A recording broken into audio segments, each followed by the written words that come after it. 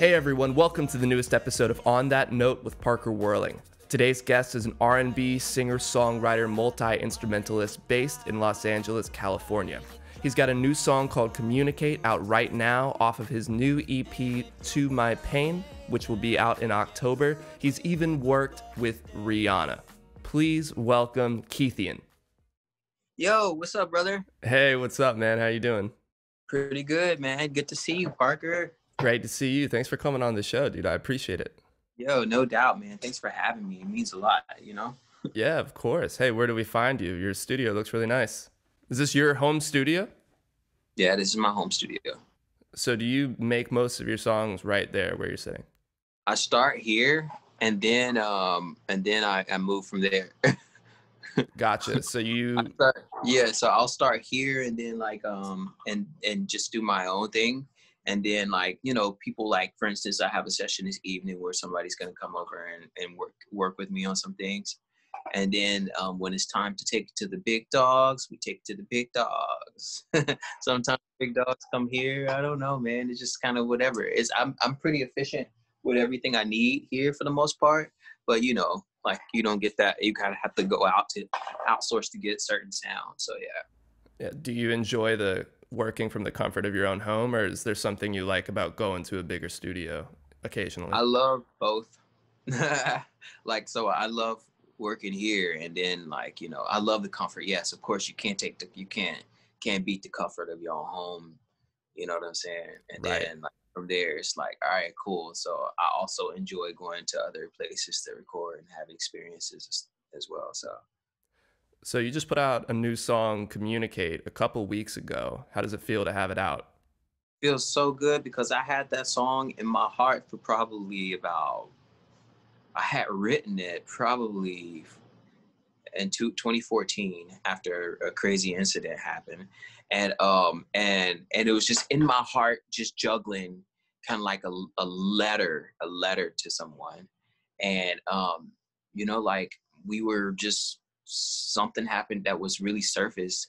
And at the top of the year, I just kind of did it with me and a homie, and just kind of played it out and just put it together. It's like, this is so easy just to spill off my tongue. So yeah. Was there a reason this happened now in 2020?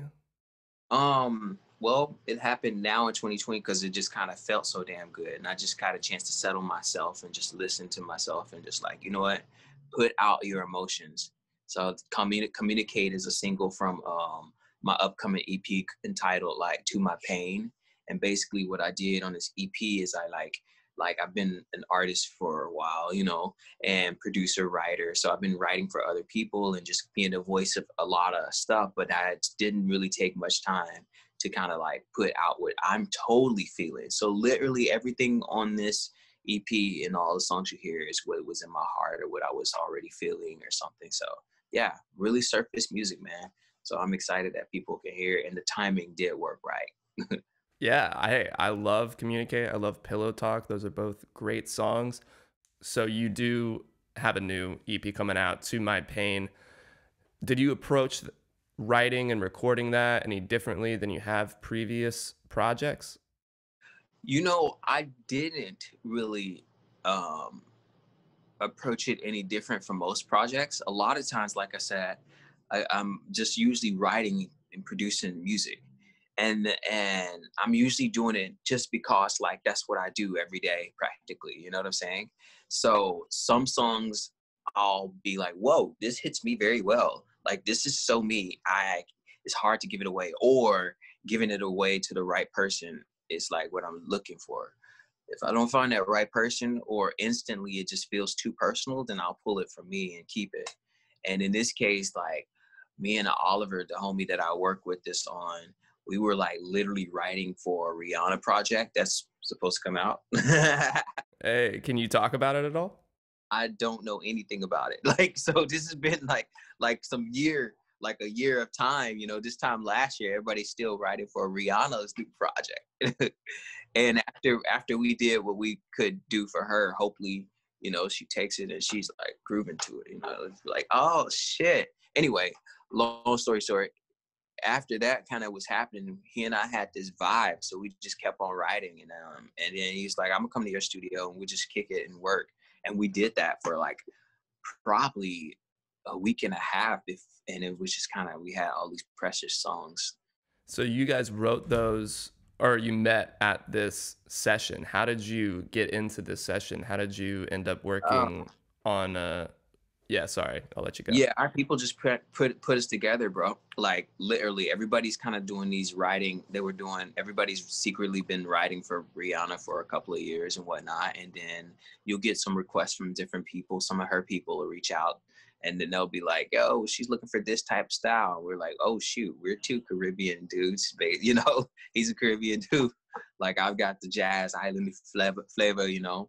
And we're like, we can accomplish that. So they're like, okay, we want to put you in a studio. And they put us in a studio and we worked on it, a few songs.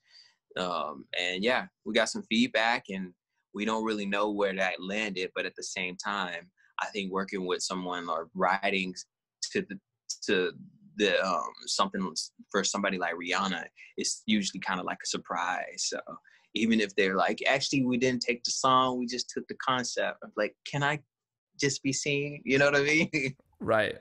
So for most people, I think would have no idea what that's like. I certainly don't. Writing for someone like Rihanna, what's the process of getting like thrown into that environment when you're working with somebody? Is there kind of an agreed upon like, okay, we are doing this for Rihanna, so we need to kind of think about that? Yeah. Yeah, it's so many different processes for that. Some people put together like a group, I can't think of, a writing camp, like a writing camp. So it'd be a few writers, few producers, you know, jump in here and be like, we're writing for Rihanna, we're writing for Katy Perry, we're writing for Halsey, you know what I'm saying? And a lot of these artists, they write their own stuff.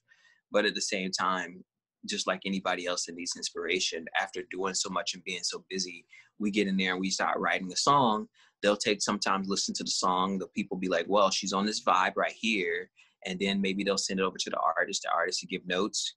Sometimes you get invited to the session. Sometimes you don't.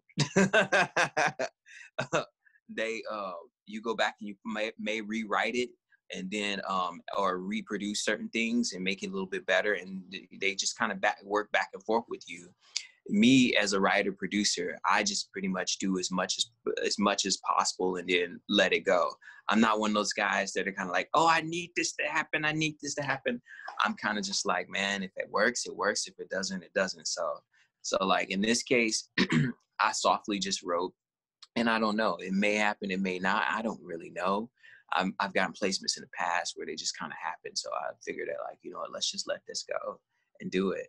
So that's kind of, and the setting of this is, to answer your question wholly, like it can be like a writing camp, or you can be just like few selective producers or writers that you want to work with or they need for this artist. And then sometimes you can just blatantly say, if you're like like Star, some of the big writers or something, they'll just blatantly set you in there with a Rihanna. Like, hey, she's the biggest thing right now, so that you check with her and you guys write something. Or, you know, so Esther Dean used to do that a lot with Rihanna, I know, per se. So yeah. That's crazy. What have you learned from doing placements like these with big acts? I learned most of all to just let it go. Like, cause you don't really know what's going on. I'm not like on the phone. If I got a chance to pick up the phone, and I was like, "Yo, so how's your life, man? You know what I'm saying? Tell me more about what's going. Okay, tell me. I know I heard that you was dating so and so. I can't do that. You know what I'm saying? So Right. social media, obviously we look, but at the same time, social media sometimes also is personal, you know, so we don't really know what's going on. I approach these things very openly. I just put a vibe out and I do something just for them pick, and they like. If they do, they do. If not, it may go somewhere else. So when you're working with Oliver, how do you um, how do you work differently with someone versus when you're working by yourself? Well, so the homie, he actually, interesting enough, he lives in Paris. So we work virtually. We sometimes jump on Zoom and chat. Um, he comes over here to the States. I'm about to go over there. Like sometimes it just kind of work that way. And so we'll jump on Vibe, chat. We share records, and then he'll put a melody on there and I'll put a lyric and melody, and then, or vice versa. And that's kind of how I work with a lot of people in general. If they're in town, I just bring them here. Sometimes it's not even worth it to go pay some, like to pay for a flight to go to what, like Kansas City, like, or St. Louis or something like that to work. You can literally work. And you know, it's random, like this whole 2020 thing got us doing the viral thing. We're actually using the exercise of work. I have a session with a homie in New York tomorrow morning at 10:30 if you guys want to join it, but it'll be virtual. So people can just hop in and join on that? No, I'm lying. You can't join. I'm just Ah, telling damn. I was like, yo, everybody go check this out. you. No, but honestly, like, so I'll just Zoom her, and we need to we're working on something special, and yeah, you know what I'm saying? So Yeah, that's awesome, man. It's crazy with the world right now. I think everyone is realizing just how easy it is to work from home on anything, really, but especially with music. And I saw that you did have a couple deals with Virgin Records, but you're not on that label anymore. And I've talked to other artists on this podcast about labels, that if they've been on them or if they are still on them, what they think and what advice they would give to other people or musicians who have not been on a label or don't know much about them. So what was your experience with that? What did you learn? And what kind of advice would you give to other musicians? so I started like early, and I kind of was in the label system, and I didn't know any different. I thought that was the right thing to do, which usually 10 years ago, you know, it is the right thing to do. So like basically, like, you know, a teenager jumping in this stuff and not really knowing who you are is really crazy. Even though people believe in you and are excited and stuff, you kind of have to know who you are. So most recently, I'm independent, and I've been independent for a few years, and pretty exciting because now I'm able to know who I am. The deadlines are not there for anybody but for me to make.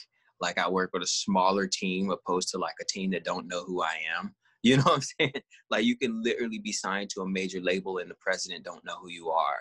Like, don't know your name, or they made up. I'm like, oh yeah, I heard your name. It's like, oh, that's so cool. Now, I didn't even have that issue. It's just one of those scenarios that if that person don't know, then everybody else, they may or may not know. So then you don't have a really full team.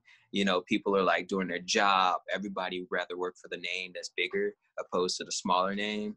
You know what I'm saying? So I, yeah, I just figured that, you know, what's the use of jumping into a situation until I know exactly what I want to say, how I want to say it, how I want to push it, how I want to market it, and then who I want it to affect. And then basically have conversations. But as an independent artist, if you're able to do all that stuff yourself, everything else is just a business deal. Do you find you have more control over your career without a label?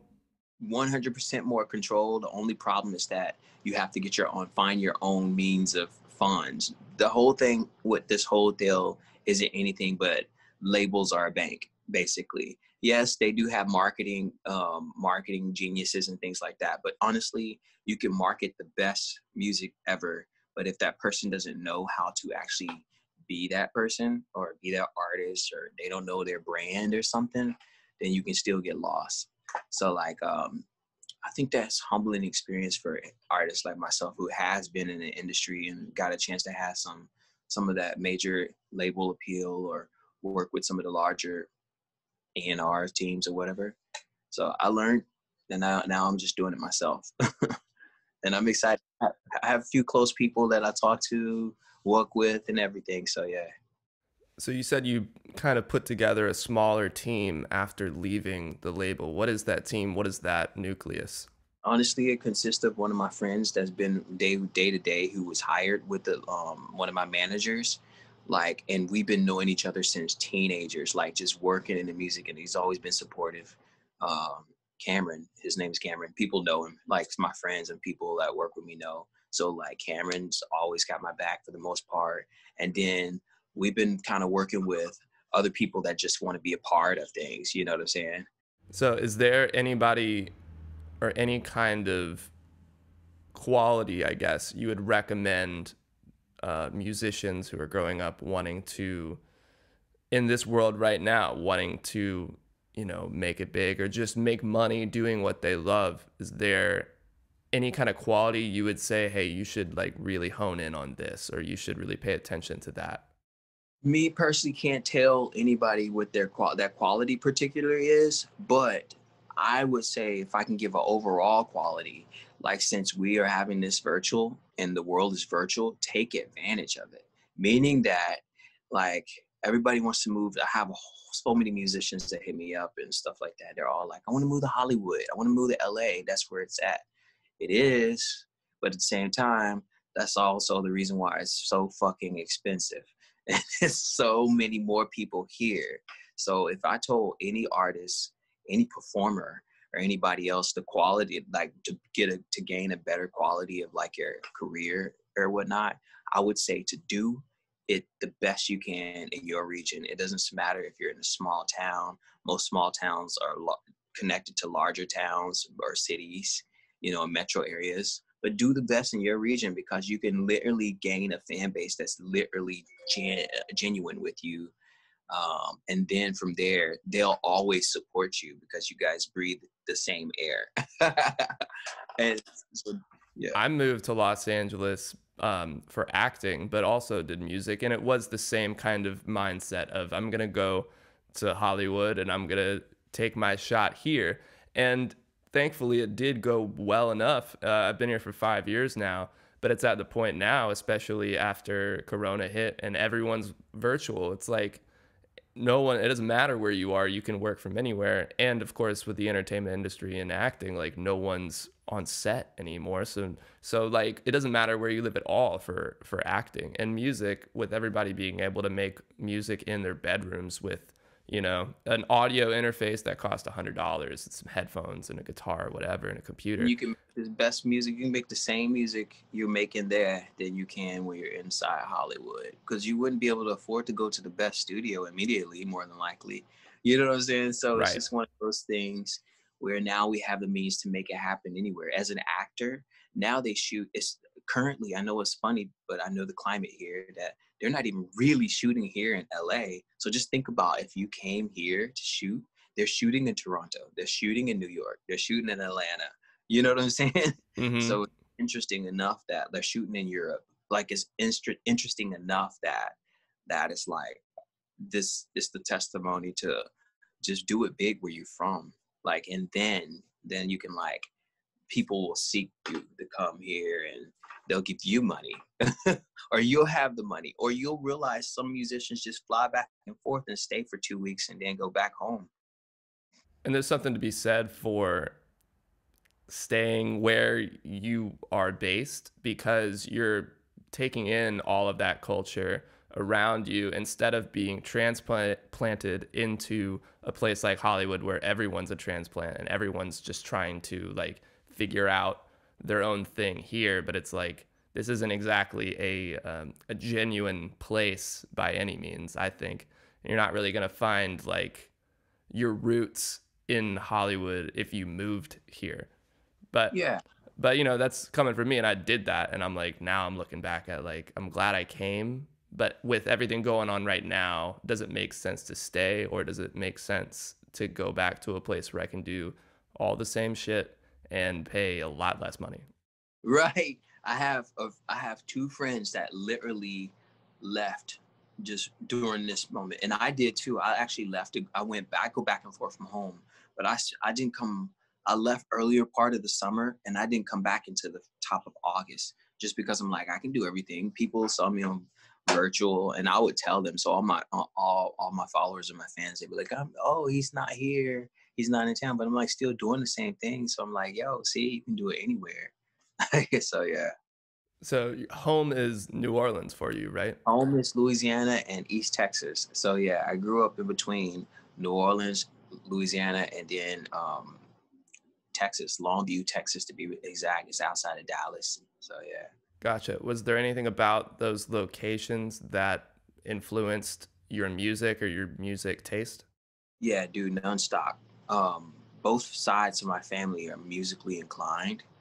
Both of my parents they sing. My mom dances. She's a choreographer. She's worked in the like productions and things like that. Same as my grandfather. So I was pretty much influenced with music both ways, both sides. Yeah, nonstop. So yeah, I mean, culturally, the music in the South is thick, but just being in New Orleans and then Louisiana and the jazz world, and then you like Texas has got a huge, unique, modern musician thing going on at the same time. So yeah, man, it's just culturally thick music.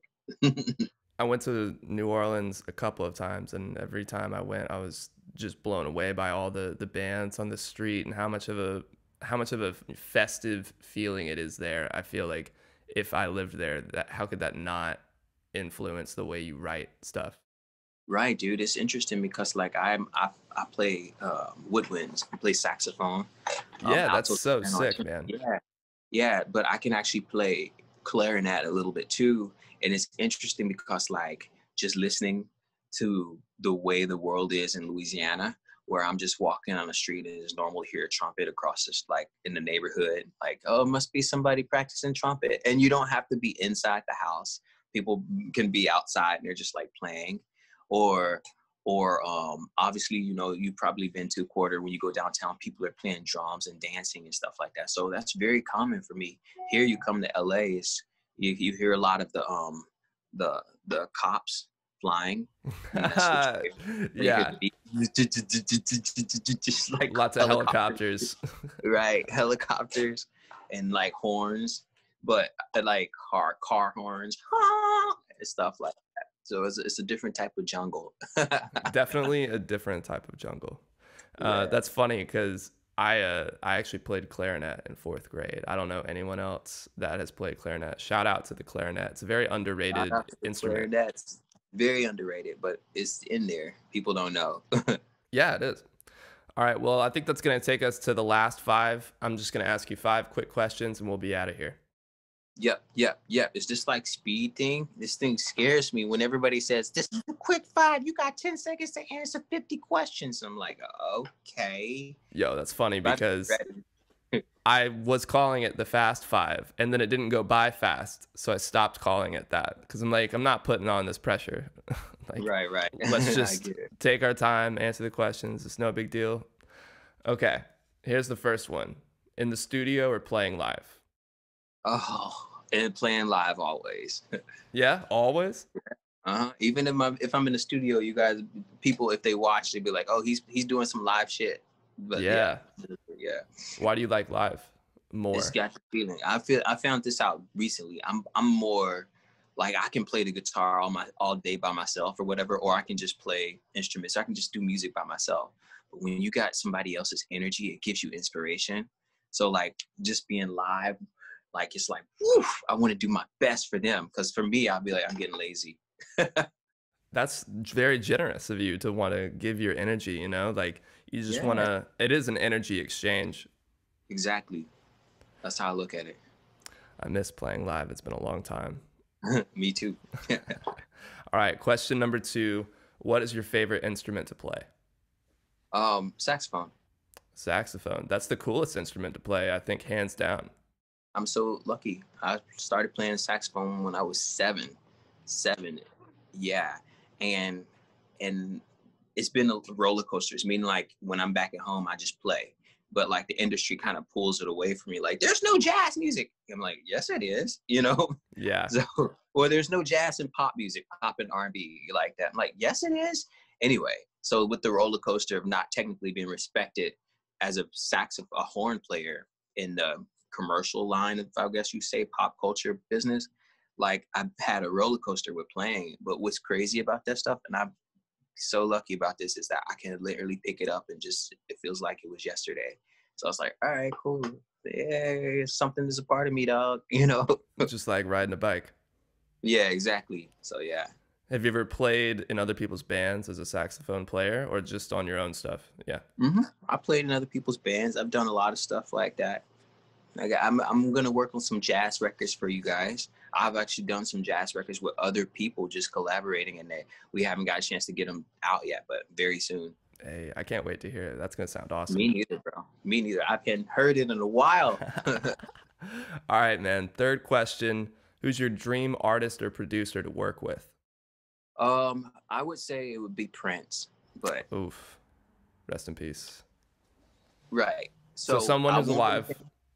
Oh man, because I have to work with him in heaven, obviously. Yeah. Um, this is so hard because, like, I actually just think people. I just want to work with a lot of different people, so it's very difficult for me to say. I guess if I would say Pharrell, just because he can do it all and I can just do the singing. Yeah. And He's a it's total still all magician.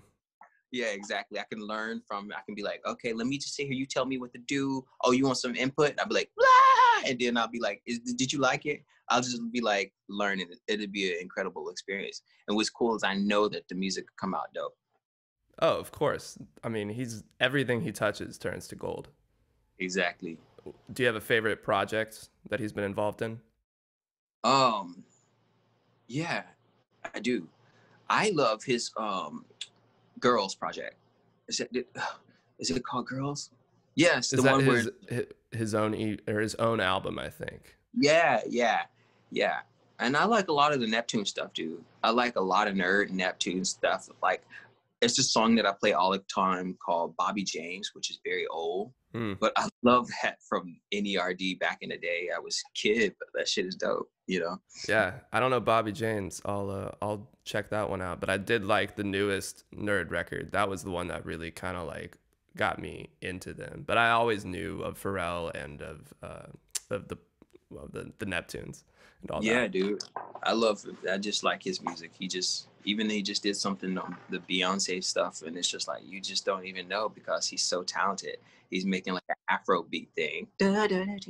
You know what I'm saying? He's constantly working. Exactly. So what's been on your music rotation lately? Music rotation, it's been like random jazz, like Terrence Martin, Masego. I've been listening to just some more like just some more, I don't know. I always listen to tons of music. So Anthony Ramos, I just listen to a lot of stuff. Gotcha. I've So heard my all rotation, those names and I haven't checked them out. I yeah. feel so See, bad. like my rotations on some other shit because I'll just literally listen to something people wouldn't imagine. You listen to that? It's like, yeah, dog. Mickey Guyton, she's like a country music artist, and I'm like, wow. So I've always liked her. I know her, and it's kind of cool just to hear different stuff. That's pretty much my last question here, actually, which is who are some unexpected influences, some people that your friend or your family, not family, your fans would be like surprised that you love? Frank Ocean is an unexpected influence. I think we Incredible. would you would say. I think he's a huge unexpected influence. I mean, there's places I love things like Kanye. I know he's controversial, Kanye, but he's always been controversial, Hmm. and that's like a cool influence in a certain way, just to even be so bold and brash. 6ix9ine, isn't it crazy? So like, I can find some influence and inspiration in just a lot of things, and he's another person that, although I think his behavior is interesting, Right. like it's so cool to be just that brash and like that bold, because you know what I mean, the confidence level and stuff like that. So I know, I mean, I will find some influence, bro. Like, I love to see different people, but I guess you can say Frank Ocean as one of the younger artists that the most influences me. Otherwise, I'll have to give you a list of like Jay-Z, Right. Sam Cooke, Right. Right. Duke Right. Ellington. You know what I'm saying? I have to give you a real genuine list. Do you have a favorite Kanye album? um oh, I don't know. I really don't know. It's hard to pick. Like, yeah, it's really hard to pick because my deep, twisted, dark fantasies that came to head, but it's just because it's actually a different pace of Hmm. things. So he has that thing that Madonna has, like the reinvention, you know, Right. like, and she, to me, see, like, Madonna inspires me to reinvent. Like, she knows how to reinvent herself every single time. And even though it's like music that we don't, it's influence, not music that we don't listen to. We listen to Madonna, but meaning that like it's no Halsey record or it's no Summer Walker. You get what I'm saying? Some of the stuff right there, but still, just to see that SZA just did this new stuff, and to me, it was like a cool reinvention of SZA, And I get that reinvention like influence from people like Madonna and Miss Ross, you know, all these huge greats. Patti LaBelle, they were just on yesterday. I saw that. Gladys Knight and Patti LaBelle, like, wow. You know what I mean? Incredible longevity bodies, incredible artists, even like Dolly Parton. She reinvents herself. So I don't know, man. I love music across the board, so it is what it is. Yeah, I feel like you have to be constantly evolving, otherwise you're not going to keep creating interesting music. Yeah, exactly. Awesome. Well, Keithian, man, thanks for coming on the show. I really appreciate it. Why don't you tell everybody when your new EP is going to drop before we get you out of here? So I'll have a new music video coming soon for Communicate. I'll have a new EP coming shortly after that. Probably sometime in October. I'll have dates I'll have dates soon. What you guys can do is follow me on Instagram at Keithian. That's kind of like an iPhone, but just Keithian. And then like when you go there, you can go to my links, my fan link, and it take you to Spotify, Apple Music, Tidal, whatever you use, YouTube. Yeah, but stay up. I love to talk to people. So if you guys have a question, definitely hit me on a DM and I'll probably find my way to you. Slide into Keithian's DMs, everybody, please. Slide into my DMs, bro. Slide. Sick, man. Thank you again for coming on the show. I really appreciate it. You provided so much knowledge for me and for everybody listening, and hopefully we'll talk again soon. Thanks so much, Parker, man. I can't wait. Yeah, dude. I'll talk to you later. See ya. All right, later. Bye. Pillow talk with you. I'm falling for you. Now what can I do? See, you let me have that pillow talk with you. Now I'm caught up on you. I'm lost and confused.